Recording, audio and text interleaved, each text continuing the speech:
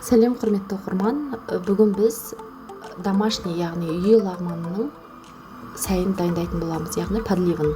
Бізге осы пияз, картошка, морковь, сәбіз, қызанақ, помидор керек болады, редька, лоба және капуста керек болады.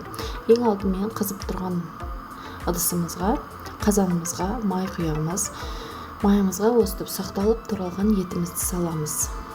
Мен етті қуырған кезде ет жұмсақ болу үшін өстіп алдыменен жақсылап қуырып ап, сәл үстіне су тамызып 2-3 қасық солай өстіп қуырып ап, содан кейін барып пияз салған ұнайды. Өстіп пиязымызбенен сарымсағымызды жұқа кішкентай етіп майдалап турап аламыз дағы үстіне саламыз. Осылайша араластырып, жақсылап қызартып, пиязымыз қызарғанша қуырып аламыз дағы. Пиязымыздың үстінен қызанағымызды салатын боламыз. Барлығын жақсылап араластырып, қызарып қуырғанша қуырып, үстінен осы редькамызды, яғни лобамызды салатын боламыз.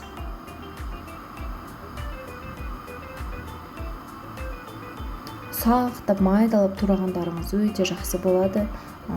Әртүрлі басқаша дәмдерді салмайды. Егерде сіздерге редьканың, яғни лобаның дәмі ұнамаса, ондай болса алдын ала тұз суға салғасаңыздар болады.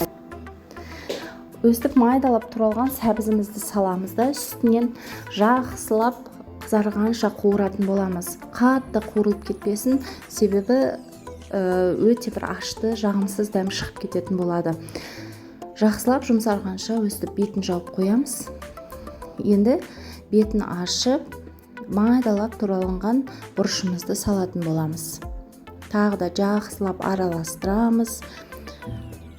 Міне көріп тұрғандарыңыздай, сәйіміз өте әдемі болып шығады. Осындай дәмі де тіл үйретін болады. Үстінен өстіп майдалап туралған 40 қабатымызды, яғни капустамызды саламыз.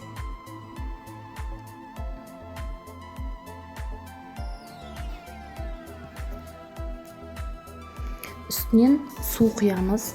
Жақсылап өстіп, қатты көп емес су құйып, бетін жауып, қайнататын боламыз.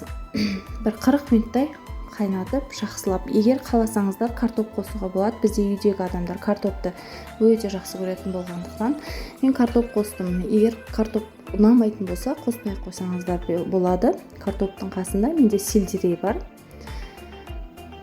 Егер сіздерге ұнамайтын болса, қоспай қойсаңыздар болады. Және де өздеріңіз қалағанынша өстіп приправалар, осы паприка қызарып тұру үшін тұз, дәміне қарай бұрыш бәрін салып, бетін жауып бұқтырып қоясыз. Мінекей біздің сәйіміз дайын. Сізде ас болсын.